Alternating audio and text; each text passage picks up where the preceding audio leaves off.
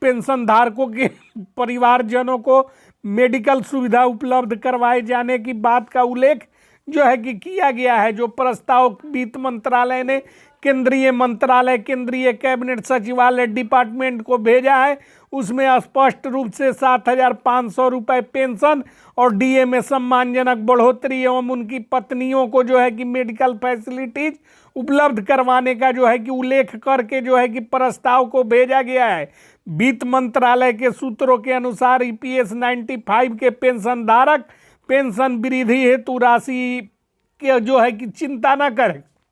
क्योंकि पेंशन धारकों के पेंशन वृद्धि के संबंध में जो है कि वित्त मंत्रालय के सूत्र बता रहे हैं कि ईपीएस 95 के पेंशन धारकों के पेंशन वृद्धि हेतु राशि ईपीएफ के पास 8 लाख करोड़ की जमा पूंजी है, उसी से राशि प्राप्त किया जाएगा। और सूत्रों से प्राप्त जानकारी के अनुसार ईपीएफ के पास 8 लाख करोड़ की जमा पूंजी है, जिसमें 80,000 करोड़ ब्याज प्राप्त होता है। सूत्रों से प्राप्त खबरों के अनुसार सरकार ईपीएस 95 के पेंशन धारकों का पेंशन 7,500 रुपया एवं डीए का प्रावधान करने जा रही है, जिस पर जो है कि महज 43,000 करोड़ का वित्तीय भार केंद्र सरकार पर पड़ेगा, जिसका वहन ईपीएफ की जमा पूंजी से आसानी से सरकार पेंशन धारकों को कर सकती है। इधर अमर उजाला में प्रकाशित खबरों के हवाले से आपको स्क्रीन पर प्रूफ के साथ बता देना चाहते हैं कि आप सभी का ईपीएस 95 में पेंशन बढ़ोतरी से संबंधित प्रस्ताव प्रधानमंत्री को भेजने के बाद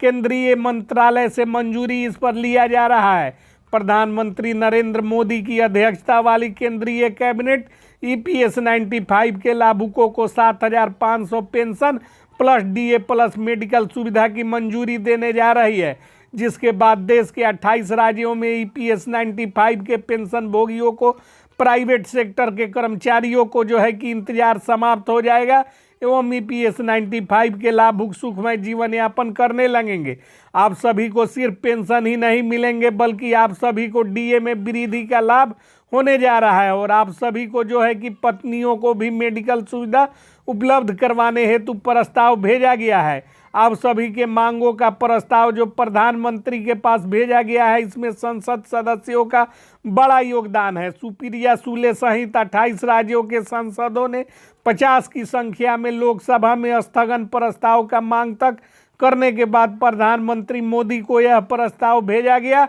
जिसके बाद प्रधानमंत्री मोदी ने अपना मन बना लिए हैं और अब ईपीएस 95 के लाभुकों का कायाकल्प करने की तैयारी केंद्र की मोदी सरकार ने कर लिया है और इस प्रस्ताव को केंद्रीय कैबिनेट में मंजूरी के साथ 7,500 pension plus DA plus medical सुविधा उपलब्ध करवा दी जाएगी। ईपीएस 95 पेंशन को 7,500 करने के लिए वित्त मंत्रालय ने श्रम मंत्रालय के एक सूत्र का कहना है कि यदि सदस्य अपने ईपीएफ 95 के खाते में अधिक योगदान करते हैं तो उन्हें अधिक पेंशन देने का लाभ मिलेंगे।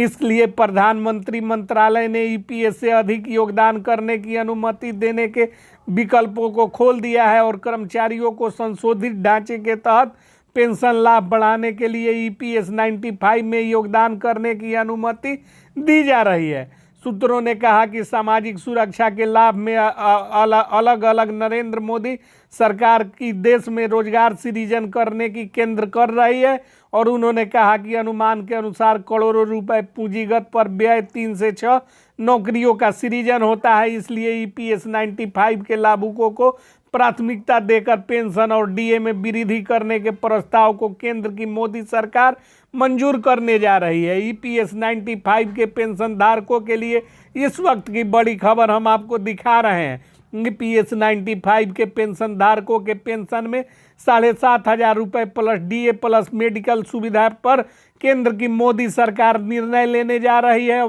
केंद्र की मोदी सरकार के तरफ से आ रही खबरों के अनुसार वित्त मंत्रालय ने जो है कि इसका प्रस्ताव बनाकर केंद्रीय कैबिनेट की मंजूरी हेतु प्रधानमंत्री नरेंद्र मोदी को भेजा है, जिस पर प्रधानमंत्री नरेंद्र मोदी की केंद्रीय कैबिनेट की सहमति के उपरांत देश के 28 राज्यों के जो है कि प्राइवेट सेक्टर के कर्मचारियों सहित EPS 95 के जो लाभुक हैं उनको जो है कि 7,500 प्लस DA प्लस मेडिकल सुविधा मुहैया करवाया जाना जो है कि सुलभ प्रसंग हो जाएगा। आप सभी को बता देना चाहते हैं कि इसमें पूंजी की कोई कमी नहीं है। 8 लाख करोड़ का जमा पूंजी EPF के पास है, जिस पर 80,000 करोड़ ब्याज प्राप्त होता है। और केंद्र की मोदी सरकार यदि इस प्रस्ताव को लागू करती है तो महज 43,000 करोड़ रुपए का व्यय भार केंद्र की मोदी सरकार पर पड़ने वाला है, जिससे जो है कि केंद्र की मोदी सरकार और EPFO पर कोई खास असर नहीं पड़ने वाला। आपको बता देना चाहते हैं कि EPF 95 से जुड़े प्राइवेट सेक्टर के कर्मचारी सहित देश के जो है कि लाखों की संख्या में पेंशन भोगियों ने आंदोलन छेड़ रखा था, जिसकी मांगों को लेकर केंद्र की मोदी सरकार की संसद में काफी किरकिरी हुई थी। और उसी के बाद केंद्र की मोदी सरकार का यह निर्णय प्रकाश में आ रहा है, जिसमें 7,500 पेंशन DA